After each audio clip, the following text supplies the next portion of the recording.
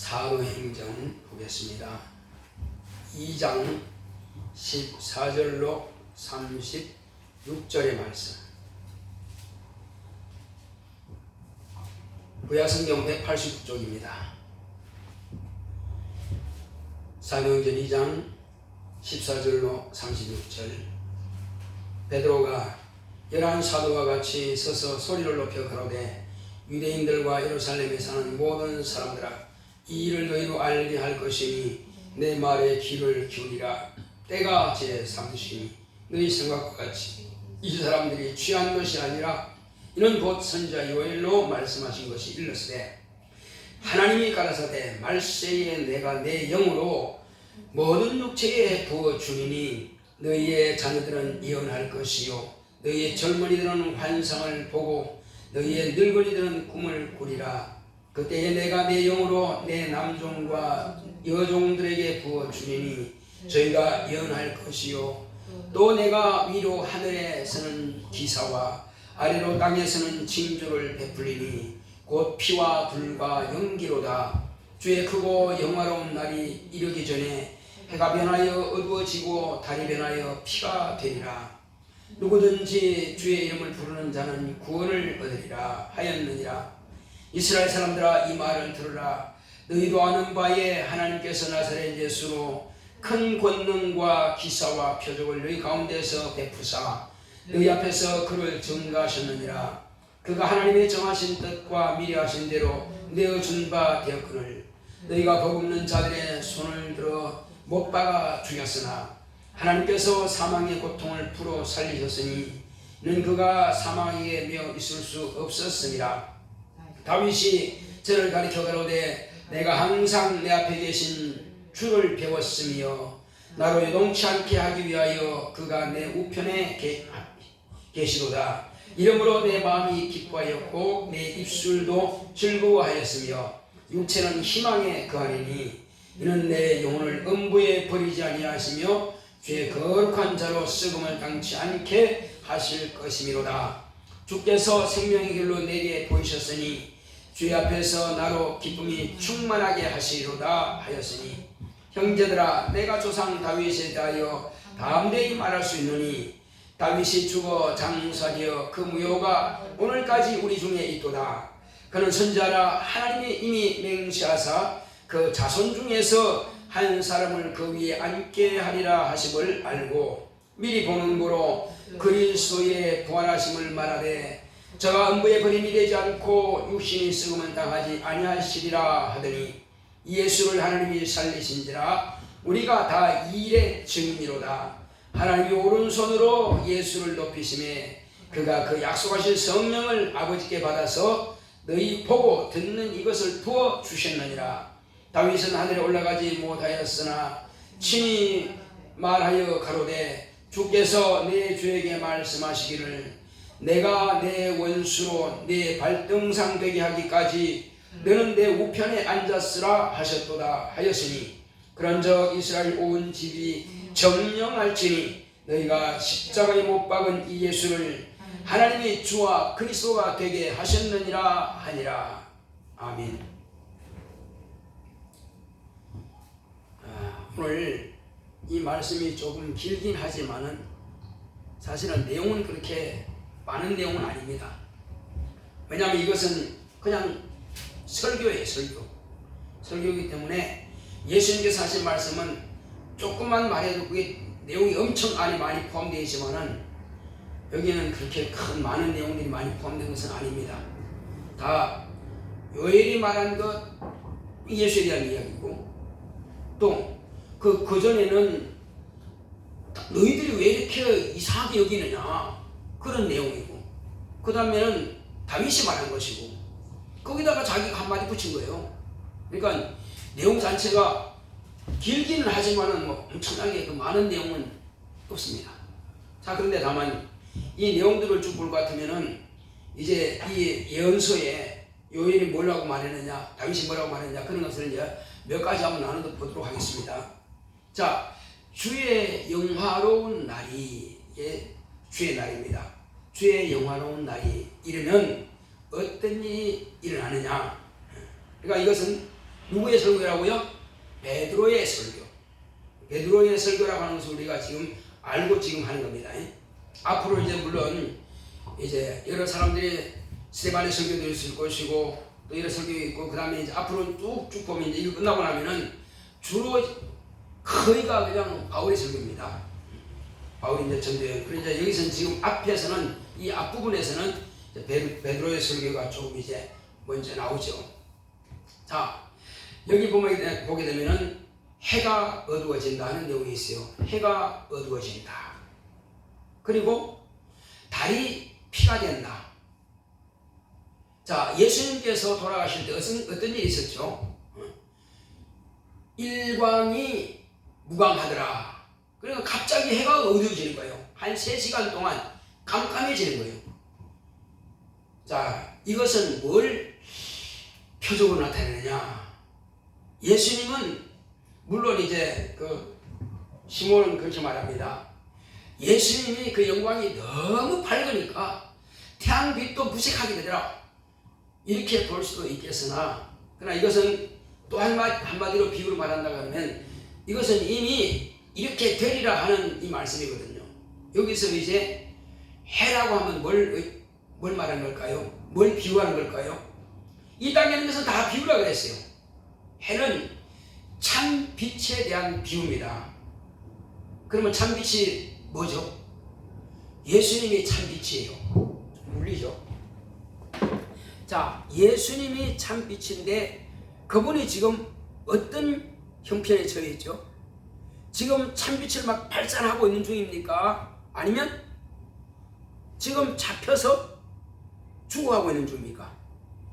잡혀서 죽어가고 있는 그때를 말하는 거예요, 지금. 그래서 빛을 발산하는 때가 아니에요. 그래서 이것은 지금 그 어둡게 되었다고 하는 것은 참 빛을 잃은 겁니다, 지금. 참 빛을 잃은 상태예요. 또 달이 피가 되더라. 예수의 죽음을 말하는 거예요. 해와 달. 그러니까 빛은 이미 죽었고 지금은 전도할 때가 아니에요. 지금은 복음을 전파할 때가 아니에요. 나중에 이 참빛이 하늘에서는 어마어마하게 내리쬐서 온 세상이 막 변화되겠지만은, 그러나 지금 예수님께서 이제는 너희 때다 이렇게 말한 적이 있어요. 이제는 너희 때다. 누구 때요? 불신앙 때, 불신자의 때, 마귀의 때, 어둠의 자식의 때. 그러니까 전부 어둠의 영들이 지금 활기를 치는 그때란 말이에요. 그러니까 지금 예수님은 빛을 발산하는 때가 아니고 어둠이 되어버린 거예요. 자, 그걸 말하는 거예요. 그 다음에 달은 어떻게 된다? 피가 된다. 결국은 달 자체가 무슨 피가 되는 것이 아니라 어둠 하면은 죽음을 의미하구나. 밤 하면 죽음이죠. 달이 낮에 뜹니까? 밤에 뜹니까? 낮에 떴다 할지라도 달은 낮에 있는 것은 별 효과가 없죠. 밤에 떠야 효과가 있죠. 그러니까 밤을 상징하는 것은 밤이 오리니, 예수님께서 말씀하셨어요. 밤이 오리니 이제 너희가 때되야. 밤에 어떤 일이 있습니까? 낮이라 할지라도 예수님은 지금 십자가에 달린 상태는 밤과 같은 거예요. 예수를 볼 때는 참 빛의 역할을 지금 할 수가 없기 때문에, 죽어가는 때이기 때문에. 그래서 지금은 어둠의 때, 밤이요. 그래서 밤에 뭐한다? 지금 피를 흘리고 있다. 이것을 말하는 거예요. 그러니까 해와 달을 생각하지 말고, 피조된 해와 달을 생각하지 말고 누구만 생각하자고요? 참 빛이 피를 흘리고 있다. 이걸 말하는 거예요, 지금. 해와 달을 다 하나로 딱 합치면은 예수 그리스도가 지금 잡혀서 십자가에서 피를 흘리고 있다. 이것을 말하고 있어요. 이것은 벌써 선자가 말한 것인데, 이 선자가 말한 것이 지금 이렇게 이루어지고 있구나 하는 것을 우리가 볼 수 있는 것입니다. 자, 주의 오실 징조를 또 말하고 있습니다. 주의 오실 때 어떤 징조가 있느냐? 하늘에는 기사가 있다. 기이한 일이 발생하고 있다. 하늘에서 어떤 일이 발생할까요? 예수님께서 이제 오시려고 하는데 하늘에서는 해와 달과 별이 어떠한 징조가 이루어지고 있다. 그 당시에 어떤 일이 있을지 모르겠지만 그렇게 이루어질 것이다. 이 말씀하셨고, 해와 달과 별, 하늘에 있는 그러니까 모든 사람들의 눈에 볼 수 있는 저 하늘에 떠 있는 것들, 해와 달과 별들이 그런 기이한 기사가 있다. 또 땅에서는 뭐가 있다? 징조가 있다. 무슨 징조? 자, 표적과 기사와 이런 것들이 나타난다. 뭐가 나타난다고요? 기사와 표적이 나타난다. 징조인데 어떤 기사일까요? 전쟁이 일어나는 겁니다. 전쟁이 일어나고 지진이 일어나는 것입니다. 땅에서는 지진과 기근과 이런 것들을 통해서, 그래서 피와 불과 연기다 이런 말씀이 있어요. 또 징조는 피와 불과 연기. 뭘 상징하죠? 이거는 피, 불, 연기면 물론 지진이 나서 막 건물이 무너져갖고 불이 날 수도 있겠지만 여기저기서 화살로 그냥 불을 쏘고, 이런 얼마 전에 전쟁이 일어났다가 잠깐 일어났다가 끝마친 데 있고, 지금 전쟁이 지속되고 있는 데도 있고, 한 3군데가 지금 전쟁이 나오고 있죠. 어디죠? 러시아하고 우크라이나하고 이스라엘하고 또 하마스 저쪽이죠. 블레셋 쪽에. 또 지금 어디죠? 이란이란다. 저 뭐야? 아이고 저 뭐야? 중국 옆에 이름 뭐죠? 대만 그 섬이고 큰 중국보다 큰 데가 이름 뭐 여기? 갑자기 생각 안 나네.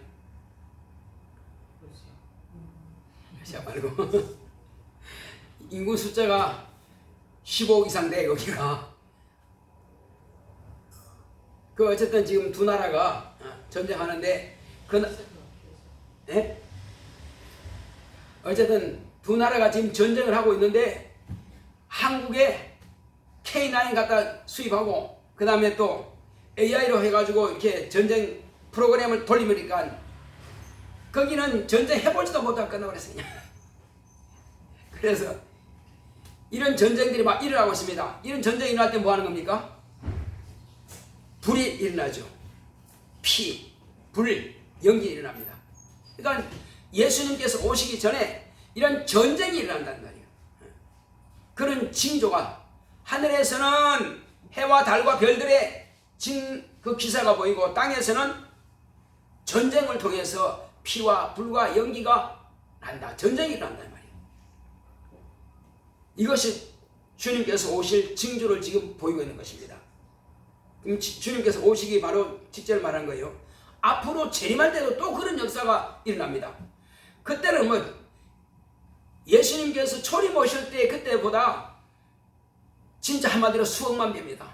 근데 엄청난 제3차 대전이 아니고 전 세계가 그냥 전쟁을 막 빵빵 터뜨리는 거예요. 그냥 있는 것 없는 거 막 쏟아붓습니다. 어마어마하죠. 자, 이때 이제 하나님께서 예수 그리스도를 통해서 큰 권능과 기사와 표적으로서 증거를 보이십니다. 언제? 주님께서 오시고 나서 하나님께서 아들을 통해서 이제 이 일을 보여주십니다. 무엇으로? 귀신을 쫓아내고 병든 자를 고치고 죽은 자를 살리고 이런 것들이 엄청나게 일어나죠. 표적과 기사와 이적이 나타나죠. 자, 그거보다 더 억만배 큰 것이 있습니다. 예수님께서 오셔서, 그리스도가 오셔서 귀신 쫓고 병 고치고 죽은 자 살리고 무리로 걷고 풍랑을 잠잠케 하고, 이것보다 더 억만배 큰 것이 뭘까요? 죽을 수 없는 하나님이 죽는 것을 말하는 거예요. 죽을 수 없는 하나님이 죽는 것, 예수 그리스도의 죽음을 말하는 것입니다. 자, 그래서 바로 예수 그리스도의 죽음과 부활, 이것이 바로 하나님께서 아들을 통해서 큰 권능과 기사와 표적을 통해서 하나님께서 세상을 구원하신 것을 이제 눈으로 확인하고 보라! 내가 세상을 구원하겠다 하는 것을 보여주시는 것입니다. 그런데 이 일이 어떻게 이루어진다고요? 이것은 미리 작정된 대로 가거니와, 인자는 작정된 대로 가거니와 나를 너에게 넘겨준 자의 죄는 더 크니라. 누구한테 넘겨줬어요? 가룟 유다는 대제사장한테 넘겨줬고, 대제사장과 모든 유대인들은 빌라도에게 넘겨줬고, 넘겨준 자의 죄는 더 크니라. 나는 기록된 대로, 작정된 대로 가거니와. 그것을 지금 이렇게 말하고 있어요. 너희가 법 없는 자의 손에 넘겨주었는데 법 없는 자들의 손을 통해서 그를 죽였다. 그를 죽였다. 베드로는 지금 그걸 설명하고 있어요. 너희가 하는 것은 누굽니까? 모든 유대인들, 지금 그 앞에 있는 모든 유대인들. 왜? 아무도 죽이지 말라고 한 자는 한 명도 없습니다. 전부 다 죽여라 했으니까, 그러니까 모든 유대인들의 싸그리 다 베드로는 지금 그 말하는 겁니다. 그래서 너희들이 법 없는 자의 손을 너희들이 내어 주어서 그가 죽었다.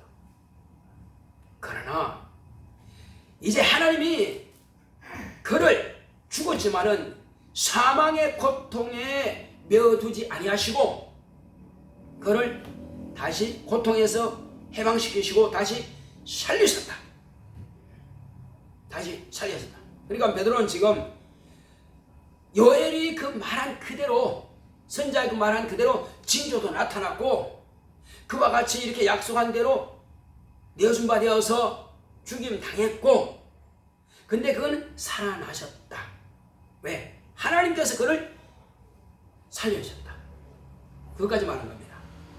자, 그렇다면은 다윗은 지금 뭐라고, 지금 쭉 읽어보게 되면요, 이렇게 쭉 읽어보면 이와 같이 연결이 안 됐어요. 이것은 제가 여러분들에게 쉽게 이해하도록 하기 위해서 이건 제 나름대로의 조립한 거예요. 그러나 베드로의 설교를 들으면 이게 헷갈려 왔다 갔다 해. 근데 제가 한 것은 이게 쭉 체계적으로 정리했기 때문에 쉽게 이해갈 겁니다. 자, 다윗은 뭐라고 예언했느냐? 다윗은 예수의 부활에 대한 것을 예언합니다. 이제 그를 다시 살리셔서 하나님의 우편에 왕을 앉게 하신다, 이런 내용이 있어요. 하나님 우편에 왕을 앉게 하신다.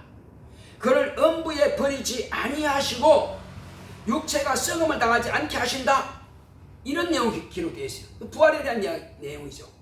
그런데 이 베드로 뭐라 합니까? 그는 선지자다. 누가 선지자라고요? 다윗은 선지자라. 그 사람의 묘는 지금 우리 곁에 있지 않냐? 그 사람의 묘는 그건 썩어서 지금 죽어서 땅속에 묻혀있다. 자기를 말한 게 아니야. 선지자이기 때문에 앞으로 오실, 자기 자손 가운데 앞으로 오실 왕, 바로 그에 대해서 지금 이가 예언하고 있다고 하는 것을 지금 베드로는 말하고 있는 것입니다. 자, 그래서 음부에 버림을 당하지 않고 육신을 썩음이 당하지 않았다. 자, 그런데 이제 하나님이 오른손으로 높이심에, 오른손을 뭐라고 하는 거죠? 의로운 오른손이라고 합니다. 한번 따라합시다. 오른손은 의로운 오른손을 말한다. 예, 하나님께서 의로운 오른손. 왜 의로운 오른손이죠? 하나님의 아들을 살리실 때는 배로 치는 것이 아니라, 징계하시는 것이 아니라 의인이기 때문에, 의를 행하신 하나님의 의를 나타냈기 때문에, 그래서 의로운 오른손으로 그를 높이신 겁니다. 살리시기도 했지만 어디까지 높였어요? 이제 땅 속에서 이끌어내서 살리셨고, 또 땅 위에서 이제 들어서 하늘 보좌에까지 앉히신 겁니다. 누가? 하나님께서. 누구를? 당신의 아들을. 그래서 의로운 오른손으로 그를 높이셨다. 그러니까 높이시니까 어떤 일이 일어났어요? 자, 이제 높이심에 하나님 아버지께 성령을 받아서 이것을 너희들에게 부어주셨다. 누가 말했어요? 베드로가. 자, 하나님께서 아들을 높이셔서 하늘 보좌에 앉히심에 이제 비로소 아들은 아버지께 받아서 뭘 받아요?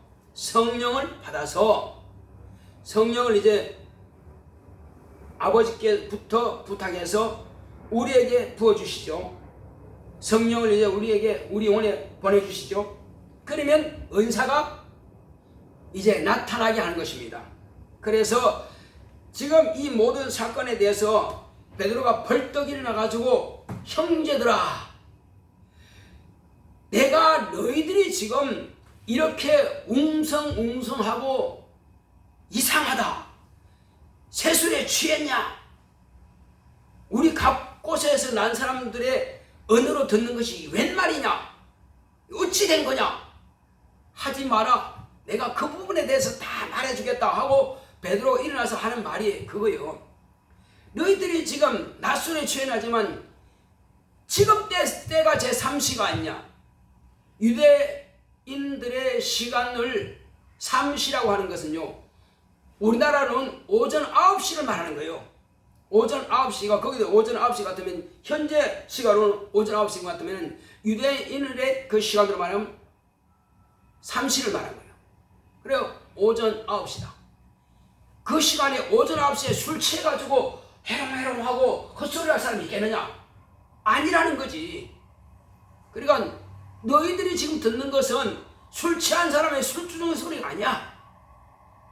그래서 요엘에게 하나님께서 미리 말씀하신 그대로, 다윗이 말한 그대로, 그래서 지금 내가 말하는데, 이 사람들이 지금 받은 것은 그렇게 이와 같이 쭉 이루어졌던 하나님의 아들 예수 그리스도께서 오셔서 죽음과 부활을 통해서 이제 하늘 보좌에 가셔서 그가 아버지께로부터 뭘 받았어요? 성령을 받았고, 그 은사들을 이 사람들에게 지금 부어주심으로 이 사람들의 입에서 그와 같은 방언을 말하고 있다. 지금 그거 한마디 말하고 있는 거예요. 여러분 이제 이해 가시죠? 무슨 말하는지. 자, 그렇게 해서 이제 그들이 하나님께서 비로소 그 아들을 너희들의 주와 그리스도가 되게 하셨다. 누가? 예수님이. 아버지께서는 그를 높이사 주와 그리스도가 되게 하셨다. 그를 오른손으로 높이사. 자, 성령을 부어주시는 그 성령의 은사인 방언도 하게 하시는 바로 그 누구를 통해서? 예수를 통해서 이 역사가 이루어지는데, 그래서 하나님 아버지께서는 그를, 누구를? 예수를 주와 그리스도가 되게 하셨다. 언제까지? 영원토록. 영원토록 주와 그리스도가 되게 하셨다. 그러므로 이제는 예수를 주라 신하지 않든지 그리스도라 받아들이지 않는 자는 불로 영영초로 지옥 불못에서 침례를 받게 될 것이고, 누구든지 예수를 주라 하고 그리스도라 영접하면은 그는 성령으로 침례를 받게 된다. 왜? 하나님 아버지께서 그를 그렇게 세웠기 때문에 하나님 아버지의 뜻을 거스린 자는 100% 멸망인 것입니다. 100% 멸망이에요. 사망의 길로 가는 거예요. 자, 그래서 우리는 이제 성령을 받은 저와 여러분들은 항상 하나님의 말씀을 받았으면은 이 말씀이 내게서 살아 역사하시는 말씀이 되게 한단 말이에요. 어떻게? 그렇다면 나 말씀에 의지해서 더 큰 은사를 사모하려 했으니 기도해야지. 그러면 더 큰 은사를 간절히 구하는 것입니다. 또 우리가 예배드리러 올 때에 시간이 되면 오고 안 되면 안 오고가 아니고, 시간이 또 아직도 남았네 땅 하면 오는 것이 아니라 미리 와서 기도하고 미리 와서 준비하고 주님께서 내 안에서 그 말씀이 소화되도록 그냥 정신없이 그냥 뜯어먹어버리면 소화시키려면 항상 가야 돼. 그래서 우리는 조금 씹어서 그 말씀의 내용의 양식이 될 수 있도록 하기 위해서는 내가 이 여물통을 비워놓듯이 말이에요. 다른 생각 다 내려놓고 오직 하나님의 말씀을 받을 수 있도록 그리고 이 죄라고 하는 것을 가득 채운 것 다 빼내버리고 조금 일찍 와서 회개를 하고 빼내버리고 그 다음에 주의 말씀을 받을 준비하기 위해서 찬양과 경배와 감사를 통해서 준비하는 겁니다. 이 준비라고 하는 것은요, 자, 말씀이, 성령은 하나님의 말씀을 술에 삼고 오신다 그랬어요. 성령이 역사하셔야 되는데 말씀이 내게 들어오지 못한다? 그러면 성령이 역사할 수가 없습니다. 그러기 위해서는 성령을 받아들여야 돼. 성령을 받아들이는 고속도로를 만들어야 되는데, 말씀을 말이요. 성령은 하나님의 말씀을 술에 삼고 오셔서 그 술에 타고 오셔서 일하시는단 말이에요. 말씀이 없으면 할 수 없어요. 그런데 그 말씀이 내 안에서 오는 길이 뭐예요? 내 안에 말씀이 오는 길은 회개를 통해서 울퉁불퉁하고 높고 낮은 것을 쫙 아스팔트 정리하라는 말이에요. 시온의 대로가 열리게 하는 것이 회개입니다. 그것은 미리 와서 기도하고 미리 와서 준비해야 되는 거예요. 헐레벌떡 와서 그냥 이렇게 하지 마시고 우리 미리미리 무슨 일이 있을지라도 예배할 준비가 돼야 돼요. 예배할 준비가 돼야 돼요. 자, 우리 학교에 가면은 보통 그러죠. 선생님보다 먼저 옵니까? 우리가 먼저 교실에 앉았습니까? 아니면 선생님보다 늦게 교실에 들어갑니까? 우리는 먼저 선생님 오시기 전에 미리, 선생님이 예를 들어서 땅 9시에 오시면은 우리는 5분 전이나 10분 전까지는 와서 이 필통이라든지 이런 것들을 다 꺼내놓고 책 이번 주에 어디 배울 건지 배울 장소 펴놓고 그 한번 읽어보고 마음에 준비된 상태에서 선생님 오시면 이제 오늘 어디죠? 하면 예 어디입니다. 이렇게 말하는 친구들 있고 이제 선생님보다 조금 늦게 들어와서 그럼 허겁지겁 해. 벌써 늦은 겁니다. 마음의 준비가 안 됐어요. 하물며 세상 공부하는데도 그렇게 허겁지겁하고 정신없이 이렇게 참 공부하려고 자리에 앉지 않는데 하나님의 말씀을 배우는 그 말씀이 내 안에서 성령께서 그 말씀으로 나를 역사하시고자 하는데 우리가 어째 대충 할 수가 있겠냐는 말이야. 그러고도 내가 은사를 달라, 그러고도 능력을 달라, 그러고도 지혜를 달라, 그러고도 응답을 달라 할 수가 있겠습니까? 그 말씀이 내게 믿어져야지. 그 말씀이 내 마음을 감동시키고 내 몸을 움직여야 되는데 성령께서 지금 그 말씀이 내게 나를 정착도 못하고 떠나버렸어요. 말씀 듣기는 듣는데 정착이 안 되네. 그런 상태에서는 말씀이 내 안에서 역사할 수가 없습니다. 그러니 무능할 수밖에 없는 거예요. 기도를 해도 입으로는 하는데 마음이 하나가 안 되는 것입니다. 하나님의 약속과 내 마음이 일치가 되어 응답이 떨어지죠. 일치가 안 된단 말이에요. 하나님 말씀은 이렇다 그러는데 나는 소리는 들어서 알아. 기억을 해. 근데 마음이 지금 여기다가 하나가 안 된 겁니다. 하나가 안 됨으로써 하나님 일할 수 없는 것입니다. 성령께서 내 마음을 감동시킬 수 없고 진리의 말씀은 성령의 검이라고 하셨는데 이 진리의 말씀이 나를 온전히 사로잡아서 나를 움직이지 못한 겁니다. 그리고 내가 확정을 가지고 이 기도는 하나님께서 받으신다. 이 병은 내가 나을 수밖에 없네. 그럼 병고침 받는 것도 확실한 믿음을 가져야 병고침 받는데 기도를 하는데 지금 병고침 받는 그런 마음 자체가 안 되어 있어요. 그럼 고침 받지 못하는 겁니다. 똑같이 예배드리는데 어떤 사람은 말씀만 듣고도 병고침 받는 사람이 있어요. 똑같은 문제가 있는데도 불구하고 어떤 사람은 아멘, 맞다 하고 아멘하고 가져와요. 그러면 그 응답이 된 겁니다. 근데 어떤 사람은 그래요? 지식으로는 받아들여. 근데 잊어버립니다. 그것이 내 것으로 소화가 안 돼요. 그럼 응답이 이루어질 수가 없는 거예요. 하나님은 아무에게나 아무렇게나 응답하시는 것이 아니라 내가 계속 그 말씀을 가지고 있을 때에 응답이 이루어지는 거예요.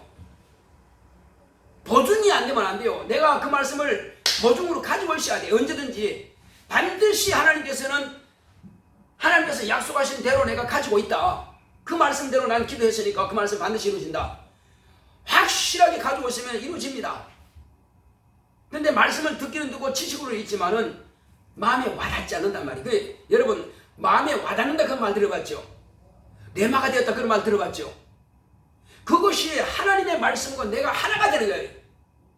완전히 딱 내가 그 말씀을 잡아버렸어요. 완전히 내 마음이 딱 잡아버렸어요. 안 놔요, 안 놔. 그러면 그 말씀이 내 안에서 역사하게 됐어요. 여러분 땅이 축축해 씨가 떨어져서 깊이 묻혔어. 그러면 싹이 날까요, 안 날까요? 그건 나죠. 떨어지기는 떨어진 땅이 뽀송뽀송하게 말랐어. 묻히지 않았어. 어떻게 될까요? 새가 물어가든지 아니면 뿌리 내릴 수가 없어요.